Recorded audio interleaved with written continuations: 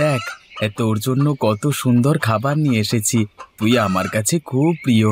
যত কষ্টই হোক, তোকে দেখে আমার মন ভালো হয়ে যায়। তোকে ছাড়া আমি কি করতাম বলতো? এই যে খা। একদিন দেখবি আমাদেরও ভালো সময় আসবে। তখন তুই আর আমি একসাথে অনেক আনন্দ করব। জানিস, ছোটবেলায় আমি বাবার সাথে যখন মাঠে কাজ করতে যেতাম, তখন বাবাও আমার জন্য এমনভাবে খাবার নিয়ে আসতেন।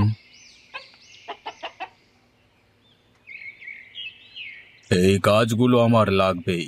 গ্রামের সেরা নারকেল গাছ ওর মতো একজন দরিদ্রের কাছে থাকবে, এটা তো মেনে নেওয়া যায় না। তুই এক কাজ কর, ওর কাছে প্রস্তাব নিয়ে যা। দাম যা চাইবে দিয়ে দিস, কিন্তু গাছগুলো আমার লাগবেই লাগবে। হুজুর, আপনি যা বলবেন আমি তাই করব। তবে ও যদি নারাজি হয় তখন কি করবেন? ও যদি রাজি না হয়, তবে বাকিটা আমি বুঝে নেব। তোকে সেই নিয়ে বেশি চিন্তা করতে হবে না। আমি নিজেই তার ব্যবস্থা করব। গ্রামের প্রধান আমি। আমার ইচ্ছের বাইরে এই গ্রামে কিছুই সম্ভব নয়। ঠিক আছে হুজুর, আজকেই গিয়ে আমি কথা বলে আসছি। কিন্তু একটা কথা বলবো হুজুর, গ্রামের সবাই কিন্তু ওকে খুব ভালোবাসে। তাছাড়া ওর মাকেও গ্রামের সকলে ভীষণ সম্মান করে। ওসব কথা আমার সামনে বলিস না। আমি শুধু আমার কথা ভাবি। গ্রামের কথা আমার ভাববার কোনো দরকার নেই। মনে রাখিস, আমার কাজগুলো চাই চাই। তার জন্য যা করতে হবে আমি করব।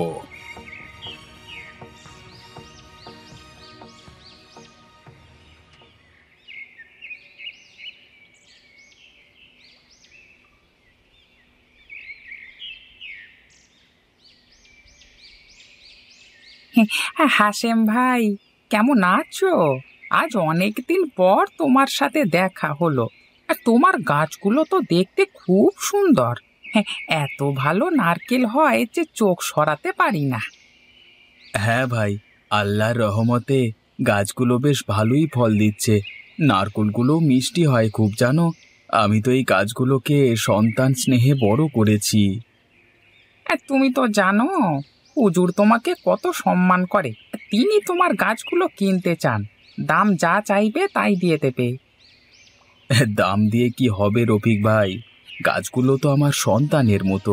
আমি কি আমার সন্তান বিক্রি করতে পারি? কিন্তু ভাবো তো, তোমার মায়ের চিকিৎসা করাতে পারবে তুমি?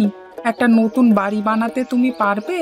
তুমি হয়তো বুঝতে পারছো না, কিন্তু এই কাজগুলো তোমার উন্নতির চাবিকাঠি হতে পারে, বুঝলে?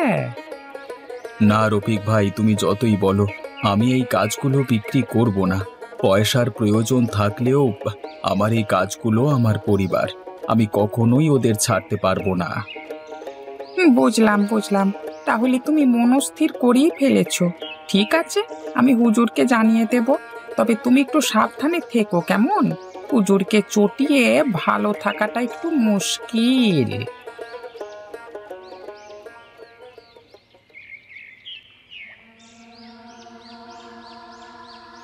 তুমি এত ভেবো না মা। আমার কোনো ক্ষতি হবে না। আমাকে খেতে দেবে? খুব খিদে পেয়েছে।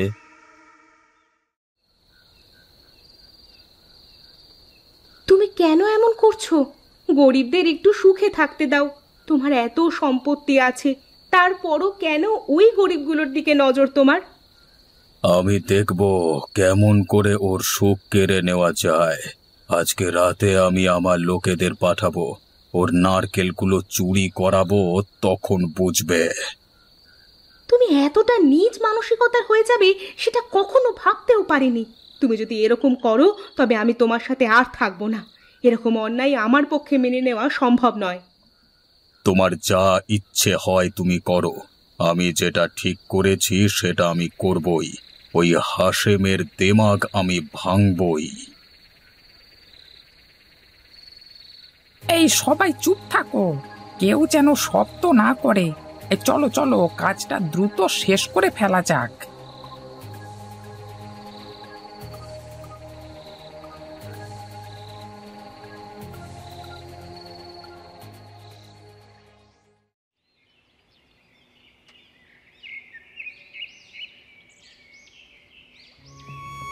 হায় হায় হায় হায়, এ কি হলো? আমার সব নারকেলগুলো কোথায় গেল? এত বড় সর্বনাশ! কে করলো এমন? কে করলো? তুই এমন ভাবে কক কক করছিস কেন? কিছু কি বুঝতে পারছিস? তোর মতন চালাক মুরগি তো আর কেউ নেই। আমি জানি তুই সব বুঝতে পারিস। চল চল, আমরা একবার খুঁজে দেখি রাতের অন্ধকারে কেউ এসে চুরি করলো কি না। কিরে, তুই কোথায় চললি? আমাদের গাছের আশপাশটা খুঁজে দেখতে হবে, থাকলে তো সেখানেই থাকবে। এই যে, এটা তো সব আমার গাছের নারকেল। এত দূর নিয়ে এসেছে কে? কেউ এখানে মাটিতে ঢেকে রেখেছে। তার মানে আমি ঠিকই ভেবেছিলাম, কেউ এসে আমার গাছের সমস্ত নারকেল চুরি করে নিয়ে গেছে, তারপর এখানে এনে রেখেছে।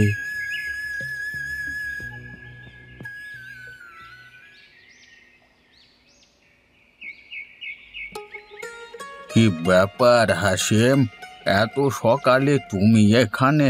আর এত তাড়াহুড়ো কিসের তোমার? ও বাবা, তোমার মুরগিটাও তো দেখছি তোমার সাথেই আসছে। সকাল সকাল হলো কি?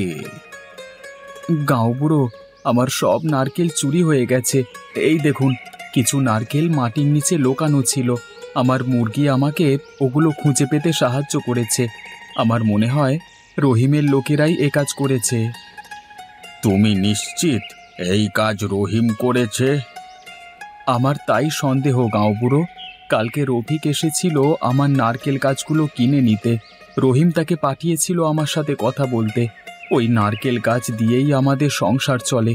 আমি ওগুলোকে সন্তান স্নেহে বড় করেছি। আমি কেন রহিমের কাছে ওই নারকেল গাছগুলো বিক্রি করব বলতে পারেন? এটা তো বড় ভালো ব্যাপার নয়। রহিম যদি এ কাজ করে থাকে তবে তা একেবারেই ঠিক করেনি। আমরা রহিমকে ডেকে আনবো, আমি তার সাথে কথা বলবো। গ্রামের মধ্যে এভাবে কারোর সম্পত্তি চুরি করতে দেওয়া যাবে না। রহিম, তোমাকে এই গ্রামের প্রধান করা হয়েছে, কিন্তু তোমার এমন কাজ আমাদের গ্রামের শান্তি নষ্ট করছে। গ্রামের সকলের সম্মিলিত প্রচেষ্টায় আমাদের এগিয়ে যেতে হবে, কোনো দুষ্ট চালবাজিতে নয়। তোমার এরকম ব্যবহার আমরা গ্রামের লোকেরা কেউ সহ্য করব না। তুমি কি মেনে নিচ্ছ যে তুমি ভুল করেছ? গাঁও বুড়ো, আমি স্বীকার করছি আমার লোকেরা ভুল করেছে। তোমার লোকেরা শুধু ভুল করেছে তাই নয়, তোমার লোকেদের নির্দেশ দিয়েছ তুমি, তাই ভুলটা সবার আগে তোমার। তোমার লোকজন শুধু তোমার নির্দেশ পালন করেছে, তাই সবচেয়ে বড় দোষী আগে তুমি। গাঁও বুড়ো, হাশেমের বাড়ির নারকেলগুলো দেখে আমার খুব লোভ হয়েছিল। ওরকম ডাঁসা নারকেল গাছ এই গ্রামে আর একটাও নেই। আমি চেয়েছিলাম যাতে হাশেম আমার কাছে ওগুলো বিক্রি করে দেয়। তার জন্য যথাযথ মূল্য দিতেও আমি রাজি ছিলাম, কিন্তু হাশেম রফিককে সরাসরি মানা করে দেয়। তাই আমি রাগের বশে এ কাজ করেছি। ওই নারকেল গাছগুলো হাশেমের সন্তানের মতো। তুমি কি নিজের সন্তানকে টাকার বিনিময়ে অন্য কারোর কাছে বিক্রি করতে পারবে?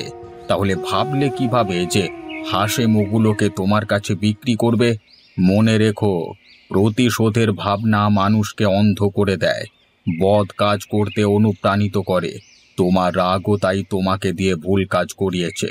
তুমি যদি এই ঘটনা থেকে কোনো শিক্ষা নাও, তবে ভবিষ্যতে হয়তো এরকম ভুল আর কখনো করবে না। মনে রেখো, কোনো গরিব মানুষকে ঠকালে তার ফল কখনোই ভালো হয় না। আমি তোমাদের কাছে ক্ষমা চাইছি হাশেম। আমি তোমার নারকেলগুলো ফিরিয়ে দেব।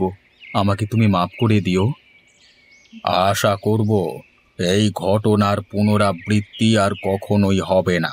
আমাদের এই গ্রামে দুষ্ট লোকের কোনো জায়গা নেই।